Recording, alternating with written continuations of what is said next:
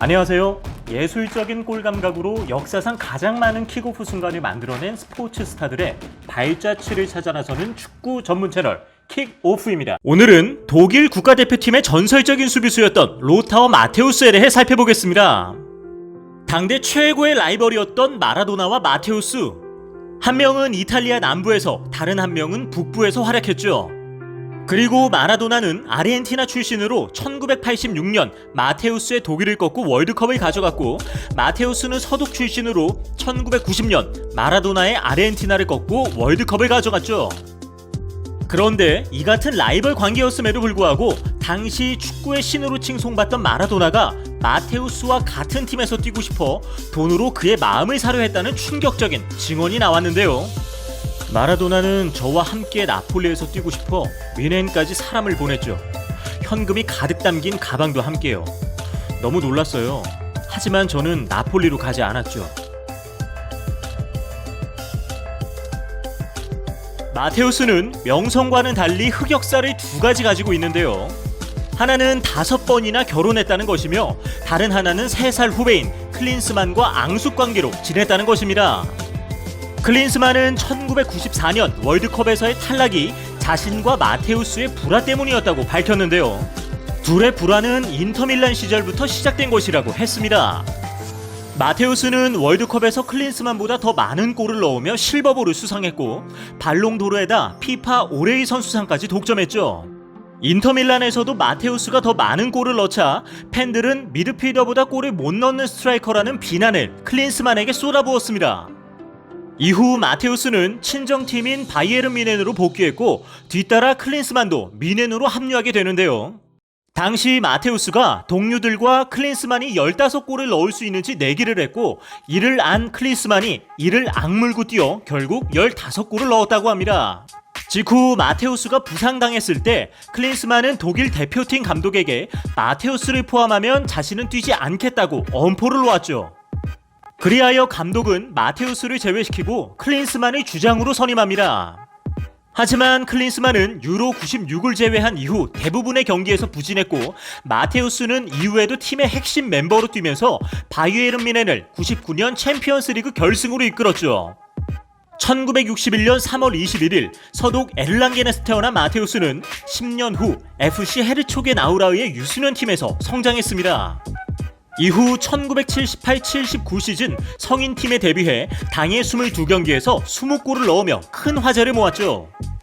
이후 마테우스는 1979년 분데스리가의 보루시아 뮌헨글라트바흐에서 프로 생활을 시작했는데요. 첫 시즌부터 선발로 나선 그는 결승 1차전에서 골을 터뜨리며 팀의 UEFA 준우승을 이끌었습니다. 1982-83 시즌에는 킥업 평점 미드필더 부문 1위를 차지했고, 1983-84 시즌 DFB 포칼 결승전에서 바이에른 뮌헨을 상대로 한 승부차기에서 결정적인 실수를 저질러 패배를 하고 맙니다. 그런데 1984-85 시즌 공교롭게도 우승컵을 내준 바이에른 뮌헨으로 이적하게 되면서 마테우스가 보루시아 원정만 가면 온 경기장에서 유다라는 야유 소리가 울려 퍼졌다고 합니다. 마테우스가 이적 당시 바이에른 뮌헨은 3시즌 연속 리그 타이틀 획득에 실패하고 4위권에 머물렀던 팀이었습니다. 특히 수비수 아우겐탈러와 골키퍼 파프를 제외하면 대부분이 A매치 2-3경기 경력만 가진 선수들이었습니다. 놀라운 점은 마테우스가 이들을 이끌고 무려 4시즌이나 분데스리가 3연패를 차지했다는 것인데요. 그 마지막 해였던 1986-87 시즌에는 유러피언컵 결승까지 진출해 준우승을 차지합니다. 그리고 1986년 프란츠 베켄바워 감독의 부름으로 독일 대표팀에 승선한 마테우스는 펠릭스 마가트와 함께 디에고 마라도나의 마크맨으로 기용되었는데요. 하지만 0-2로 뒤지던 후반에 마테우스를 수비수에서 공격수로 활용하면서 팀 분위기가 살아났지만 이미 전세를 역전하기엔 늦은 시간이었죠. 베켄바워는 자신의 수비적인 전술로 패배했음을 깨닫고 후회하게 됩니다. 이후 마테우스는 세리에 A의 인테르로 이적하게 되는데요. 그가 이적하기 전 인테르는 1987-88 시즌 11승 10무 8패, 승점 환산 점수 54.4점으로 리그 5위 팀에 불과했습니다. 하지만 마테우스가 뛰었던 1988-89 시즌에는 26승 6무 2패로 우승을 차지했고 승점 환산 점수가 93.8점에 달했습니다. 이전에는 팀 내 스트라이커도 시즌 9골에 그쳤지만 마테우스의 도움으로 세레나는 무려 22골이나 넣으며 득점왕을 차지했습니다. 모든 것이 그대로인 팀에 마테우스와 브렘의 단 둘만 영입한 것인데 이처럼 어마어마한 차이를 만들어낸 것이죠. 마테우스가 세리에 A에서 전성기를 누리던 때 공교롭게도 이 시기부터 마라도나는 하락세를 걷기 시작합니다.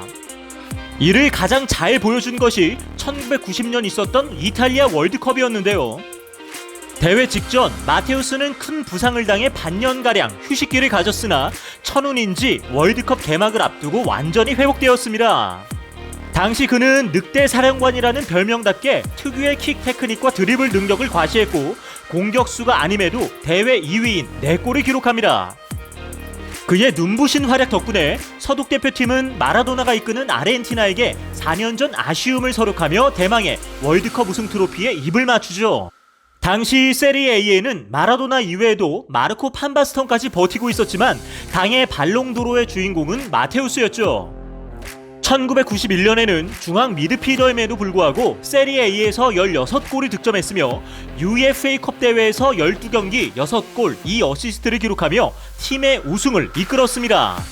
이러한 활약을 인정받은 마테우스는 피파 올해의 선수상의 초대 수상자가 되죠. 1991-92 시즌 부상으로 유로 1992에 불참한 그는 친정팀인 바이에른 뮌헨으로 복귀합니다. 그리고 1992-93 시즌부터는 미드필더와 센터백을 오가며 수비형 포지션을 맡게 되죠. 당시 30대 중반의 나이였음에도 불구하고 마테우스는 스위퍼 포지션에서 최고의 기량을 보여주었습니다. 1993-94 시즌부터는 본격적으로 스위퍼로 플레이하기 시작해 분데스리가 전체 평점 2위에 오릅니다. 이듬해에는 부상으로 16경기밖에 뛰지 못했지만 평균 기록은 전체 1위에 해당되었습니다. 게다가 1998-99 시즌에는 30대 후반임에도 불구하고 월드컵 대표팀에 발탁돼 독일 올해의 축구선수에 선정되었죠. 게다가 금상첨화로 소속팀 바이에른 뮌헨은 챔피언스리그 결승까지 진출합니다. 하지만 아쉽게 맨체스터 유나이티드에게 1대2로 역전패를 당하며 빅 이어는 들어보지 못한 채 은퇴를 결심하게 됩니다. 마테우스의 위대한 플레이를 언급할 때 가장 먼저 떠올리는 것이 바로 미들라인부터 시작되는 저돌적인 드리블과 어디서든 포워드라인까지 정확히 연결되는 킥 테크닉인데요. 여기에다 엄청난 운동량을 바탕으로 탁월한 수비 능력까지 갖추고 있었습니다. 그의 이러한 능력을 바탕으로 팀의 득점 기회를 창조적으로 만들어낼 뿐만 아니라 팀의 최후방에서 실점 위기까지 막아주는 그야말로 전천후 활약하는 독일의 전차와로 같았습니다. 이처럼 그의 거침없는 플레이와 영리한 전술을 지켜본 팬들은 그를 사령관이라고 부르기도 했죠. 명선수는 명지도자가 될 수 없다는 속설을 만들어냈을 정도로 그는 은퇴 후 감독으로서는 부각되지 못했습니다. 하지만 처음 맡았던 라피트빈을 제외하면 팀의 원래 성적보다 자신이 맡은 후 더 나은 성적을 올렸습니다. 즉 중하위권 팀을 극적으로 우승시키는 일은 없었지만 전년도보다는 개선된 모습을 보여주었던 것이죠. 대표적인 업적으로는 파르티잔과 잘츠부르크에서 우승을 거두었던 것이고 브라질에서도 무패 행진을 이어간 것인데요. 다만 본인이 성급하게 더 높은 곳으로 올라가려는 욕심 때문에 조기 사퇴를 하거나 이사회와의 격한 충돌로 경질되었던 것이 오랫동안 팀을 맡으며 성공적인 커리어를 만들 수 없었던 이유였죠. 어쨌거나 마테우스는 축구 역사상 최고의 중앙 미드필더로 손꼽히며 수비와 공격 모든 부문에서 최고 수준의 클래스를 보여주었던 선수였습니다. 또한 기복 없이 초장시간 활약하여 철인으로 불릴 정도였죠. 그를 상대한 디에고 마라도나 역시 스스로의 라이벌로 유일하게 손꼽은 선수였습니다. 그동안 같이 뛰어본 선수 중 제일 두렵고 강한 라이벌이었습니다. 이것으로 그에 대한 설명은 충분하다고 생각합니다. 지금까지 1990년 월드컵에서 서독을 우승으로 이끈 로타어 마테우스에 대해 살펴보았습니다. 오늘의 주제와 관련하여 더 궁금하신 점이 있다면 하단 고정 댓글에 있는 오픈 채팅을 사용하여 언제든지 문의해 주십시오. 저희 킥오프는 더욱 흥미로운 내용으로 여러분께 다시 인사드리겠습니다. 시청해 주셔서 감사합니다.